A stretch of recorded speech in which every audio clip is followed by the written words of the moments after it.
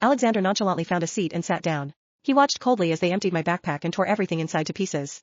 The piercing laughter was like needles stabbing into my heart. All right, that's enough, Alexander finally spoke up. His tone held no trace of protection, but rather a hint of indulgence. She's weak, she can't take your teasing. Alexander's words, far from stopping their mockery, only made them more unrestrained. Young Master Sullivan is so kind, even treating a dog so well. Of course, after all, it's a dog he needs to suck blood from every day. It needs to be kept well. If it dies, where would young Master Sullivan get his blood from? Alexander laughed freely, but it made my heart freeze to the bone. Tears fell uncontrollably. What are you crying for? If you can't even bear this little bit of grievance, how will you serve me in the future? Alexander spoke to me. I just feel wronged, I sobbed. Wronged? What do you have to feel wronged about? The Sullivan family feeds and clothes you well, lets you live a life of luxury. What more do you want? His tone was impatient. I just want a little respect, I said. Respect? You think you deserve that? Alexander sneered. Is what they're saying wrong? You're nothing but a dog raised by the Sullivan family, a dog kept to keep me alive. What right do you have to talk to me about respect? At that moment, I finally understood. In Alexander's heart, I would forever be just a lowly, inferior blood slave. A tool that anyone could trample on at will. But now I was dependent on the Sullivan family with nowhere to escape, unable to resist. I became even more cautious, silently swallowing those taunts and malice. In front of Alexander, I tried my best to appear more submissive and obedient. He seemed to enjoy it, and when no one else was around, he would be very kind to me again. He would bring me some food, or some interesting books. And he also knew well what damage the curse had done to me in my childhood. Every time the curse acted up, I would be tortured by excruciating pain, rolling on the ground. I even thought about ending my own life through self-harm. Alexander would grab me, hold me, letting me struggle madly until I gradually calmed down. This continued for a full 20 years.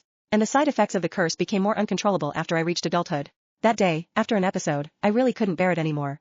Regardless of dignity or rules, I just wanted to live. I rushed to Alexander's room. Mr. Sullivan, I feel so awful. Can you please save me? But I came at the wrong time. Alexander's face, which had been laughing and chatting with a woman, turned ashen when he saw me. The woman's eyes darted between us, and she laughed.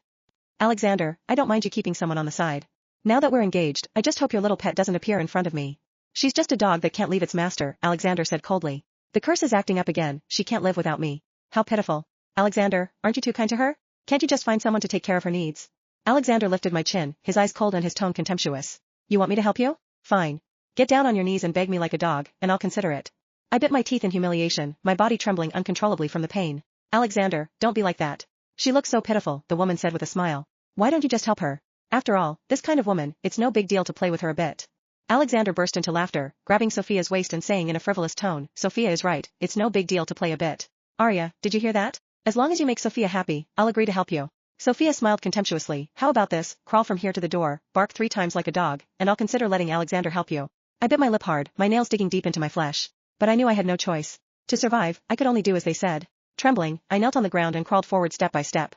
By the time I reached the door, I had used up all my strength and didn't even have the energy to open my mouth. In my last memory before fainting, I saw Alexander walking towards me. His face was cold as he grabbed me and threw me out the door. Get lost, he said.